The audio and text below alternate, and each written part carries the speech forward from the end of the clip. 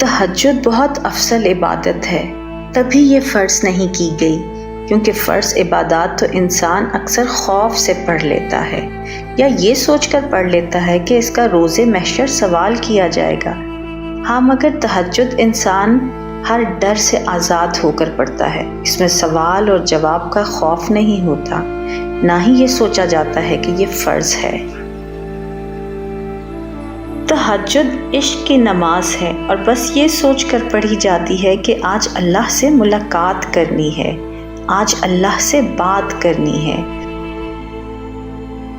جب سب سو رہے ہوں گے، جب گفتگو کی آواز اور ہچکیاں لیتا ہوا دل کسی کو دکھائی نہیں دے گا،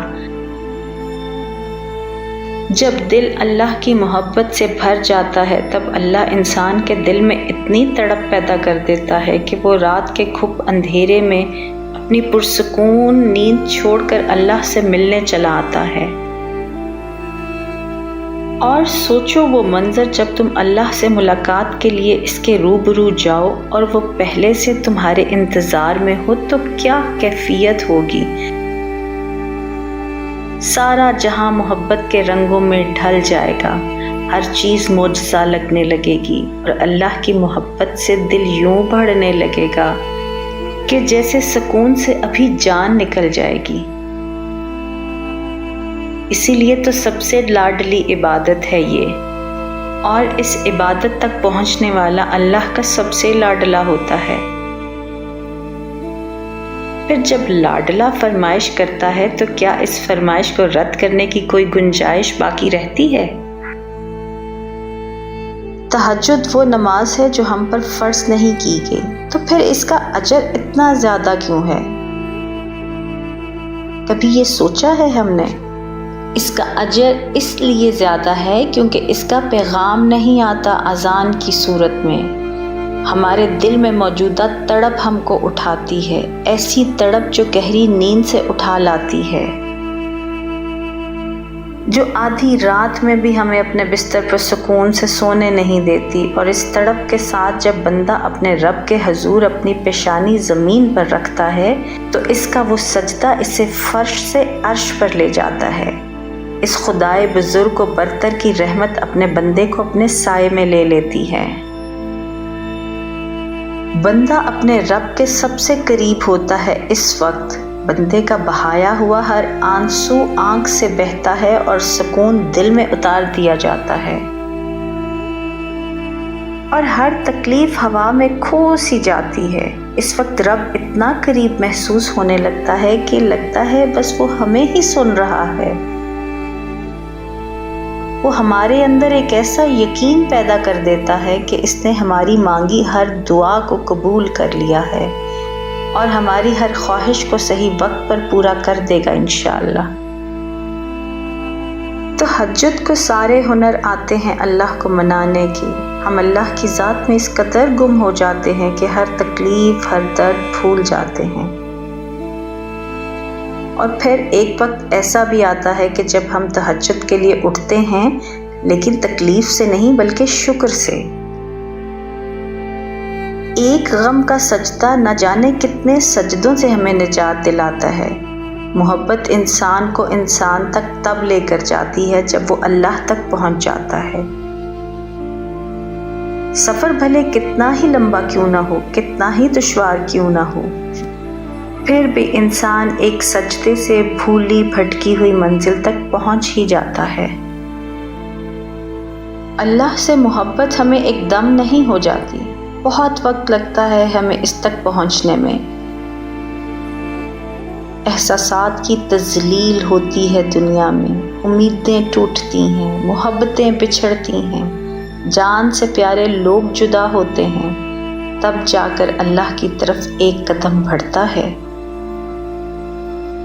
سنبھلنا کبھی بھی ایک رات کا قصہ نہیں ہوتا، نہ جانے کتنی راتوں کا دکھ سمیٹ کر ہم پرسکون نیند سونا سیکھتے ہیں، نہ جانے کتنی محبتوں کی ٹھوکروں کے بعد ہم اللہ سے محبت کرنا سیکھتے ہیں۔ ایک قدم کی بات نہیں، یہ بہت لمبا راستہ طے کر کے اللہ تک رسائی ملتی ہے، اور یوں ہم آدھے ہو کر مکمل ہو جاتے ہیں۔ اور یہ سارا سفر صرف اللہ جانتا ہے۔ باقی سب تو ہمیں ایک مضبوط انسان کی شکل میں دیکھتے ہیں جو کبھی ٹوٹا ہی نہ ہو، جو کبھی رویا ہی نہ ہو۔ کچھ راز بس اللہ اور ہمارے درمیان رہتے ہیں، جنہیں ہم چاہ کر بھی کسی کو نہیں بتا پاتے، جن کا ذکر ہم خود سے کرتے ہوئے بھی ڈرتے ہیں، لیکن اللہ جانتا ہے اور اس کا جاننا ہی کافی ہے۔ پھر کن کا سلسلہ چل نکلتا ہے، پھر یا تو اللہ صبر دیکھ کر کہانی مکمل کر دیتا ہے یا پھر معجزہ کر کے سارا قصہ ہی پلٹ دیتا ہے۔ توکل معجزوں کا دروازہ ہے، ایک ایسا دروازہ جس میں بے یقین لوگ تو کبھی داخل ہی نہیں ہو سکتے۔ ہمارا مقدر ہمارے اپنے ہاتھ میں ہے، زندگی کو پرسکون اور بے سکون ہم خود ہی بناتے ہیں۔ ہم وقت کے ساتھ نہیں چلتے، بلکہ جہاں جو حادثہ روک دے وہیں تمام عمر ٹھہرے رہتے ہیں۔ ہمارے آس پاس اتنی بے شمار نعمتیں ہیں اور ہم ایک محرومی کے لیے ان سب کو نظر انداز کر دیتے ہیں۔ ہم سوچتے ہیں دعا مانگنا چھوڑ دینا یقین اور صبر ہے، مگر حقیقت اس سے بہت مختلف ہے۔ یقین تو وہ ہے جب کچھ نہ ہونے کے بعد بھی دعا کے لیے ہاتھ اٹھائے جاتے ہیں۔ صبر تو وہ ہے کہ دل کے تڑپنے کے باوجود معاملات اللہ کو سونپے جاتے ہیں۔ ہاں، ایسا کرنا آسان نہیں ہوتا، مگر ایسا کر لینے کے بعد آسانیاں ہی آسانیاں ہوتی ہیں۔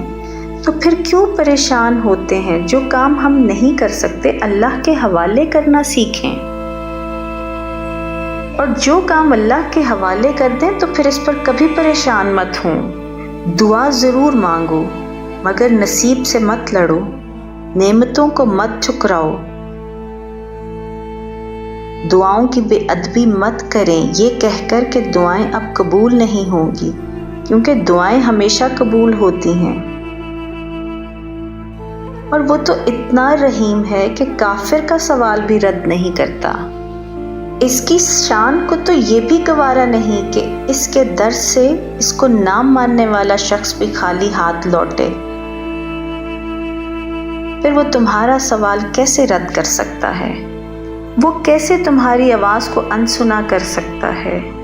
جب تم اسے بار بار پکارتے ہو، وہ کیسے تمہاری آواز کو اور تمہارے آنسوؤں کو نہ دیکھے؟ بس یقین کے ساتھ سب کچھ اس کے سپرد کر دیں، کیونکہ جب کام اس کو سونپ دیا جاتا ہے تو وہ دنیا کی ہر طاقت کو یکتا کر کے اس کام کے مکمل ہونے کے لیے پابند کر دیتا ہے۔ پھر جب ہم اللہ کے فیصلوں پر سر جھکانا سیکھ جاتے ہیں، تب وہ ہمیں کن سے نواز دیتا ہے۔ بس پھر ہم ہوتے ہیں، اللہ ہوتا ہے، ہماری جیت ہوتی ہے اور بدلتا ہوا مقدر ہوتا ہے۔